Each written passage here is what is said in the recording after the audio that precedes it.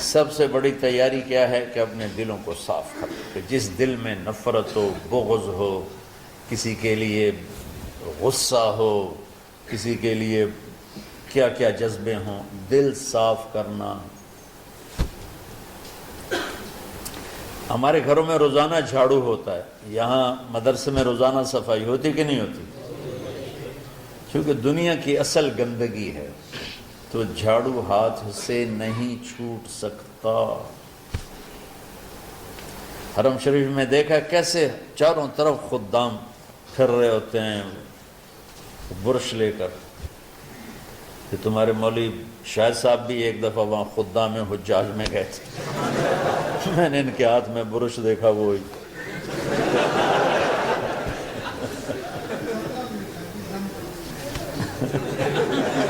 وہ حرم ہی ہے۔ کون سا سن تھا؟ 97۔ تو دل پہ غبار ایسے آتا ہے جیسے صحن میں غبار آتا ہے،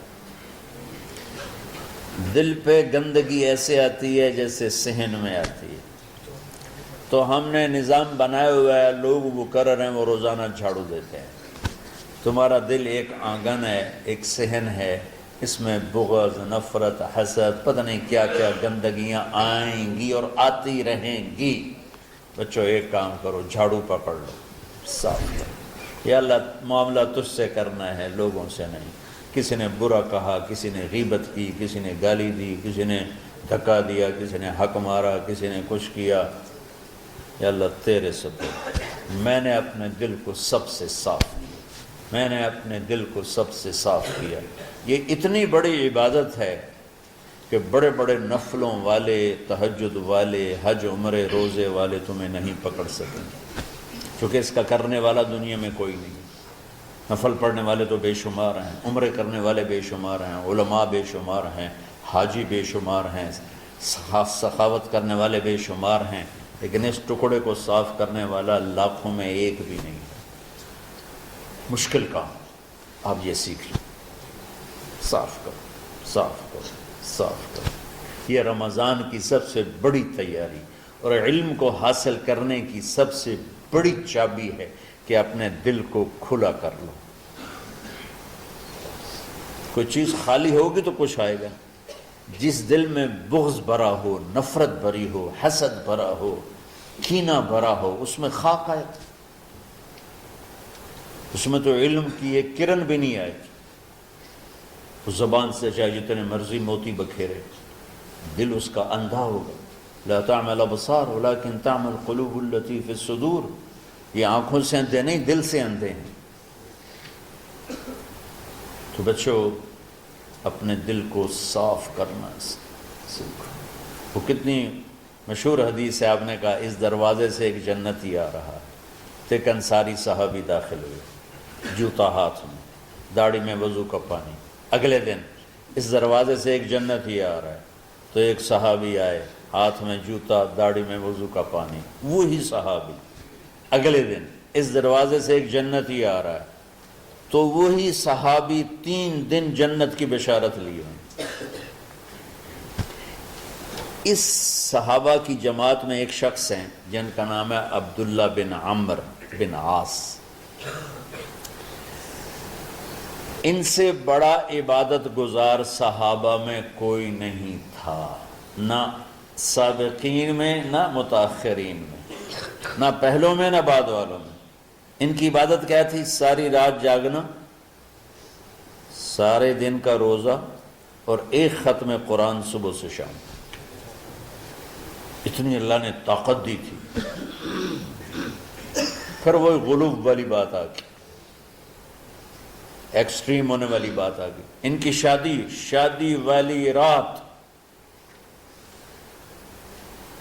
حجلہ عروسی میں داخل ہو رہے ہیں، دلہن کے کمرے میں داخل ہو رہے ہیں، اور مصلی بچھا کے اللہ اکبر، اور دیر نفل تے نفل، دیر نفل تے نفل۔ تو ان کی بیگم نے دیکھا تو وہ بھی خیر کا زمانہ تھا، انہوں نے بھی وضو کیا اور پیچھے مصلی بچھا کے وہ بھی فجر تک نفل پڑھتے رہے۔ صبح ہوئی تو حضرت عمرو بن عاص رضی اللہ عنہ نے پوچھا، بیٹی رات کیسی گزری؟ کہا جی ماشاءاللہ آپ کے بیٹے تو بڑے عبادت گزار ہیں، ساری رات نفلوں میں ہی گزری۔ تو وہ ان کو شکایت کر دی۔ حضرت عمر بن عاص کو اتنا غصہ چڑھا، بیٹے کو تو کچھ نہیں کہا، کتنی حکمت کی بات ہے، سیدھے گئے اللہ کے نبی کے پاس، یا رسول اللہ یہ عبداللہ دیکھیں کیسا نادان ہے، اس کی شادی کی ساری رات نفل پڑھتا رہا۔ تو آپ کہتے ہیں ماشاءاللہ ماشاءاللہ کتنی بڑی بات ہے، نفلوں میں گزر گئی، رات بھی نفلوں میں گزر گئی۔ جیسے بعض وہ تبلیغ والے کہتے ہیں بچے کی ٹانگ ٹوٹ گئی پھر بھی گشت نہیں چھوڑا۔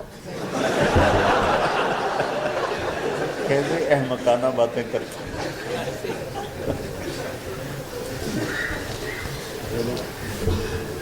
تو آپ نے حضرت عبداللہ بن عمر کو بلا کے ڈانٹا کہ تو نے مہینے میں 3 دن روزے رکھنے ہیں، بس نہیں رکھنے، اور ہفتے میں 1 قرآن ختم کرنا ہے۔ کہا یا رسول اللہ میرے اندر طاقت زیادہ ہے۔ پھر اچھا 15 دن روزے رکھنے، یعنی میرے اندر طاقت زیادہ ہے۔ آپ اس کو تھوڑا تھوڑا کر کے گھٹاتے رہے، اور وہ ہر دفعہ نہیں یا رسول اللہ میرے اندر طاقت زیادہ ہے۔ تو آخر میں آپ نے کہا اچھا چلو 100 میں داؤدی پہ آ جاؤ، 1 دن روزہ رکھو، 1 دن افطار کرو، اور 3 دن سے پہلے قرآن ختم نہیں کرنا۔ تو آپ نے اس کو پیچھے کیا۔ یہ بیٹھے تھے اس محفل میں، ان کے دل میں آیا کیا یہ بزرگ مجھ سے زیادہ عبادت کرتے؟ رات میں ساری جاگتا ہوں، دن روزہ رکھتا ہوں، 1 ختم کرتا ہوں، تو جنت کی بشارت تو مجھے ملنی چاہیے تھی، ان کو کیسے مل رہی؟ یہ کسی کتاب میں نہیں لکھا کہ یہ ان کا جذبہ تھا، لیکن جو کہ میں ان کی سیرت کو جانتا ہوں تو مجھے خیال آتا ہے کہ ان کی نفسیات میں یہ بات آئی ہوگی، چونکہ صرف انہی کو خیال آیا کہ میں جا کے دیکھتا ہوں کہ یہ بزرگ کیا کرتے ہیں۔ تو ان کے پاس پہنچ گئے، چاچا، ذرا وہ ادھیڑ عمر تھے، چاچا وہ میرے ابا تھوڑے ناراض ہیں تو کچھ دن آپ کے پاس گزارنا کا، بیٹا بسم اللہ آ جاؤ۔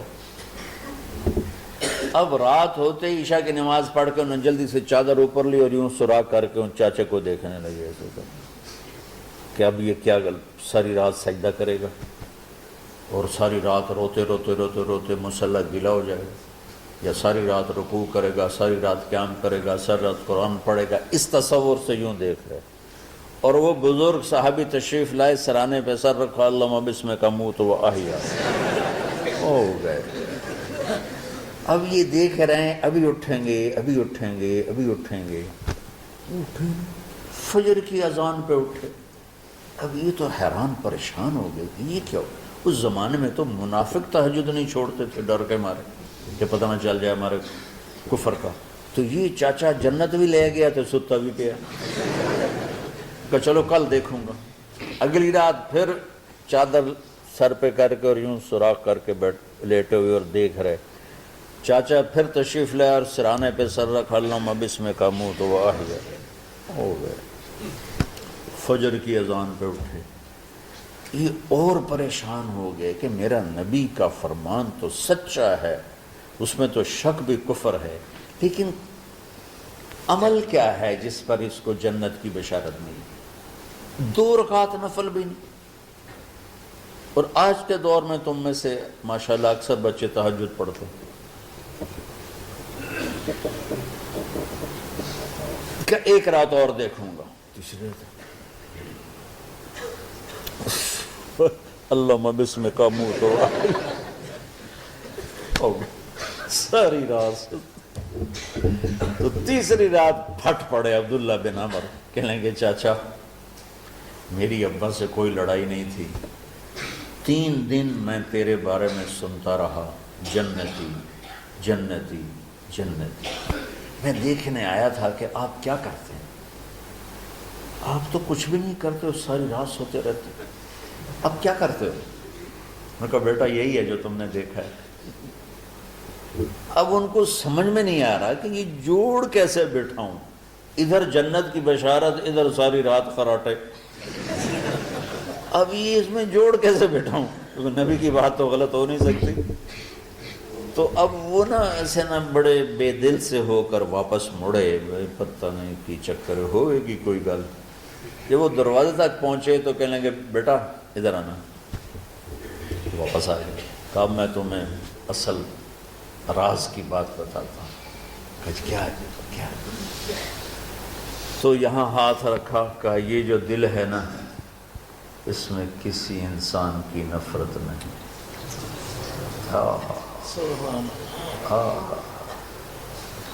اور جب اللہ کسی کو رزق دیتا ہے، عزت دیتا ہے، مجھے کبھی حسد نہیں ہوا، مجھے خوشی ہوتی۔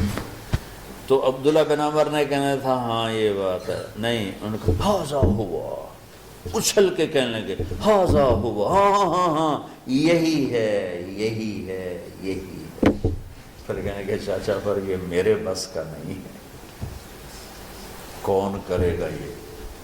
اتنے بڑے آدمی ہو کر کہہ رہے ہیں کہ یہ میرے بس کا نہیں۔ تو بچوں، دنیا میں جنتی بننا ہے اور علم اللہ سے لینا ہے تو اسے صاف کر دو، سب کی نفرت سے۔ سب، اس نے مجھے یہ کیوں کہا، اس نے مجھے یوں کیوں دیکھا، اس نے میرے بارے میں یوں کیوں کہا، اس نے میرے بارے میں یہ کیوں لکھا۔ جس کی تعریف ہوتی میری کتنی برائی ہوتی، صرف تعریف تو نہیں، بھرا پڑا سوشل میڈیا مجھے گالیاں دیں۔ اللہ کے فضل سے میرے دل میں ایک ذرے کے برابر کبھی کوئی منفی جذبہ نہیں آیا تو میں دھو کے صاف کر دیتا ہوں۔ یا اللہ میں نے اپنے دل کو صاف کیا، میرا معاملہ تیرے ساتھ ہے، کسی کے ساتھ نہیں۔